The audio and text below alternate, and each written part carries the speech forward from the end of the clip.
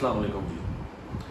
आज हम जी फ़्रांस के स्टूडेंट वीज़ा पे बात करने जा रहे हैं। मेरे ख़्याल से जर्मनी, इटली दूसरों से सबसे बेहतर पाकिस्तान के लड़कों को चाहिए कि वो फ़्रांस का स्टूडेंट वीज़ा भी अप्लाई करें। फ़्रांस में भी स्टडी के बड़े अच्छे मौके हैं, बड़ी अच्छी यूनिवर्सिटीज़ हैं, बेतहाशा यूनिवर्सिटी, पब्लिक यूनिवर्सिटीज़ हैं। सबसे मेन चीज़ फ़ीस बड़ी कम है यहाँ पे भी, बड़ी लो फीस वाली यूनिवर्सिटीज़, पब्लिक यूनिवर्सिटीज़ आपको मिल जाएगी। कोर्सेज़ बड़े ज़्यादा हैं, लेकिन एक चीज़ है कि बैचलर के जो अंडर ग्रेजुएट कोर्सेज़ हैं वो कम है, मास्टर्स के तो कोर्सेज़ बहुत ज़्यादा है और इंग्लिश में टॉट है सारे। इंग्लिश वाले कोर्स हैं, इंग्लिश में पढ़ाए जाते हैं। ज़रूरी नहीं आप फ्रेंच वाले सेलेक्ट करें, इंग्लिश में भी बड़े सारे कोर्स बड़ी सारी यूनिवर्सिटीज़ में मिल जाएंगे आपको। अच्छा जी, इसके बारे में ये रूमर्स बड़े हैं कि ये वीज़ा बड़ा कम देते हैं, वीज़ा देने की रेशो बड़ी कम है। ऐसा कुछ नहीं है, वीज़ा देने की रेशो इनकी बड़ी अच्छी है, लेकिन ये डॉक्यूमेंट की जो चेकलिस्ट है ना, वो बड़े गौर से ये देखते हैं। उसमें थोड़ी सी कमी बेशी हो तो ये वीज़ा नहीं देते, छोटी मोटी कमी बेशी भी हो तो ये वीज़ा नहीं देते। इनकी अपॉइंटमेंट भी जल्दी मिल जाती है और वीज़ा डिसीजन भी जल्दी आ जाता है।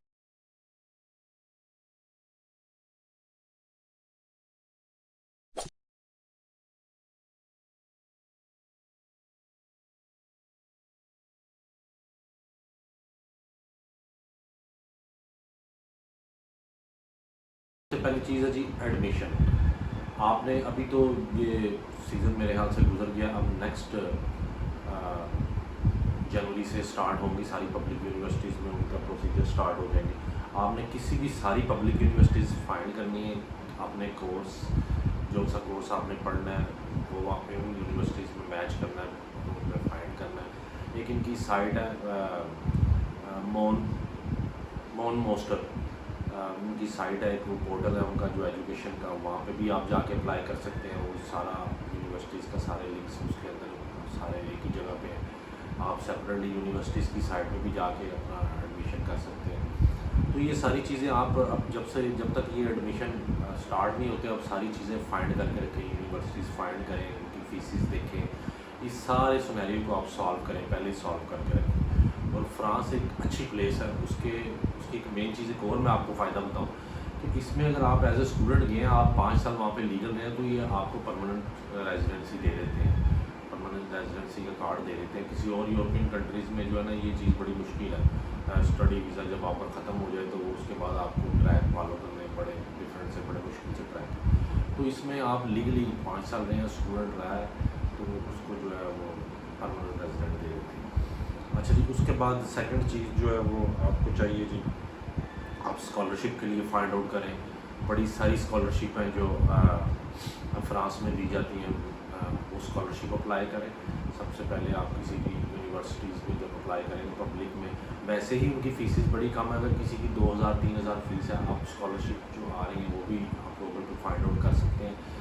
इसके लिए भी मैं एक अलग सी वीडियो बनाऊंगा जिसमें आपको बताऊंगा कौन कौन सी स्कॉलरशिप आप अप्लाई कर सकते हैं, मास्टर्स के लिए कौन कौन सी स्कॉलरशिप है, ग्रेजुएशन के लिए कौन कौन सी स्कॉलरशिप है, और कौन सी यूनिवर्सिटीज़ हैं जो पाकिस्तान, इंडिया, बांग्लादेश के लोगों के लिए फ़ीस में भी कम है और एजुकेशन और रैंकिंग भी अच्छी है यूनिवर्सिटीज़ की, और वो जिस सिटी में वो भी अच्छी है। इसके लिए एक सेपरेट से मैं मस्ट भी वीडियो बनाऊंगा जिसमें सिर्फ ये डिस्कस करेंगे। अच्छा जी, इसके बाद पॉइंट आ गया जी, तीसरा पॉइंट आ गया कोर्स सिलेक्शन।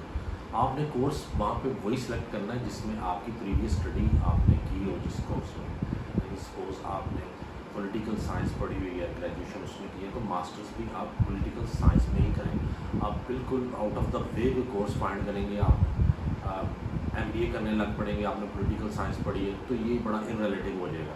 ये आपके लिए जब आप वीज़ा लगवाने के लिए जाएंगे, इंटरव्यू के लिए जाएंगे, तो ये बहुत बड़ा इशू बनेगा और वीज़ा इस बेस पे आपका रिजेक्ट भी हो जाएगा। तो आपने अपने जो रिलेटिव कोर्सेज हैं ना वही सिलेक्ट करने हैं। अगर आपने कॉमर्स पढ़ी है तो कॉमर्स से रिलेटिव कोर्सेज सिलेक्ट करें। अगर आपने IT पढ़ी है, IT से रिलेटिव कोर्सेज सिलेक्ट करें। अगर आपने इंजीनियरिंग पढ़ी है उससे रिलेटिव हो आपके। दूसरा, अपवर्ड जाके कोई कोर्स सिलेक्ट ना करें, उसमें 100% है कि आपका वीज़ा रिजेक्शन होगा।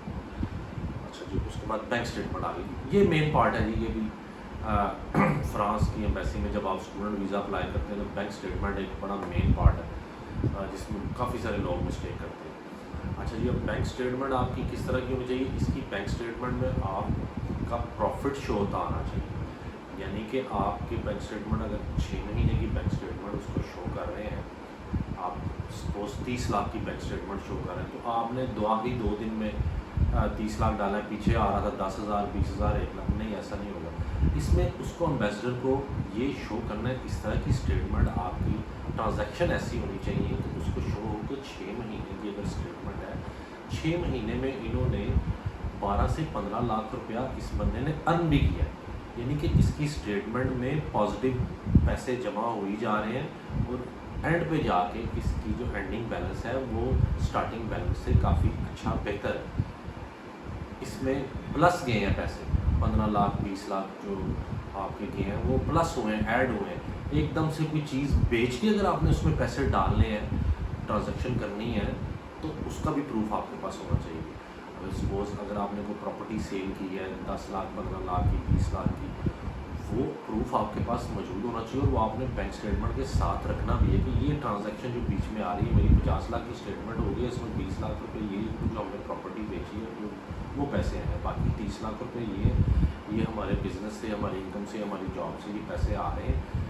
ये पहले 5-7 लाख था, जमा होते होते ये इतने हो गए, इतने, उसको पता लगे कि यार इतने पैसे इनकी जो सेविंग है ना वो इनकी जमा हो रही है अकाउंट में। बैंक स्टेटमेंट बड़ी पॉजिटिव है। और बैंक स्टेटमेंट मिनिमम भी आपकी बैंक स्टेटमेंट अगर पब्लिक यूनिवर्सिटी में आप एडमिशन लेते हैं, वहाँ पे फीसेस कम होती हैं, 1,000 फ़ीस होगी, 500 यूरो फ़ीस होगी या 2,000 यूरो फ़ीस होगी। उसके लिए आपको ये जो उन्होंने फ्रांस ने इमिग्रेशन ने जो स्पेसिफिक दिया हुआ कि जो आपका एक्सपेंस है 1 मंथ का 612 यूरो है, ये तकरीबन आपके बन जाते हैं तकरीबन 6,500-7 हज़ार यूरो कह लें आपके सालाना बन जाते हैं, जो आपने शो करने हैं। 7,000 यूरो इक्विवेलेंट टू आप पाकिस्तान रुपीज़ में देख लें या आप जो इंडिया में रहते हैं इंडियन रुपीज़ में देख लें, 7,000 यूरो के इक्विवेलेंट ये प्लस 1 साल की ट्यूशन फ़ीस, वो आपकी चाहे 250 यूरो है, 1,000 यूरो है, 2,000 यूरो है।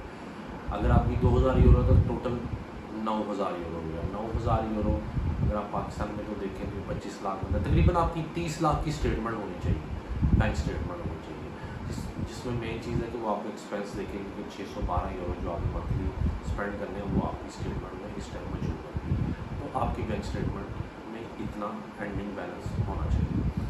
अच्छा जी, इसके बाद आ जाते हैं जी स्पॉन्सर आपको कौन कौन सी बैंक स्टेटमेंट किसकी होगी।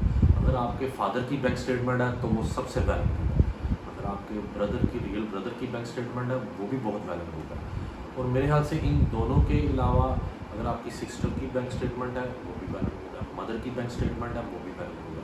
अगर आपके चिचा की बैंक स्टेटमेंट है वो वैलिड गुड नहीं है। अगर आपके मामू की बैंक स्टेटमेंट आप लगाएंगे, वो आपको स्पॉन्सर करेंगे तो वो वैलिड गुड नहीं है, आपके चांसेस वीज़ा लगने के बड़े लोअर चले जाएंगे।